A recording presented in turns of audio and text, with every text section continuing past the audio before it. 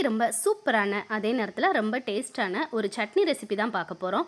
இது இட்லி தோசை கூட சூப்பரான காம்பினேஷனாக இருக்கும். இது அவ்வளோ டேஸ்ட்டாக அவ்வளோ சூப்பராக இருக்கும். வாங்க எப்படி செய்யலான்னு பார்த்துடலாம்.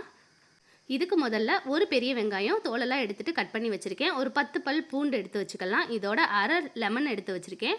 4லேருந்து 5 பச்சை மிளகாய் சேர்த்துக்கலாம்.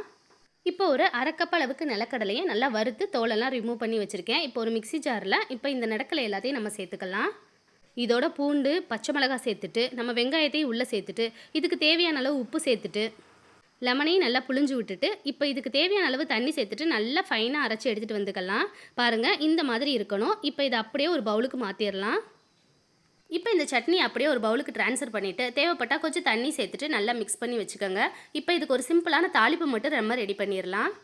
இப்போ ஒரு தாளிப்பு பேனில் ஒரு அரை டேபிள் ஸ்பூன் அளவுக்கு எண்ணெய் சேர்த்துக்கலாம். இதோட 1/4 ஸ்பூன் கடுகு, 1/4 ஸ்பூன் உளுந்து சேர்த்துக்கோங்க. 1/4 ஸ்பூன் அளவுக்கு சீரகம் சேர்த்துக்கோங்க.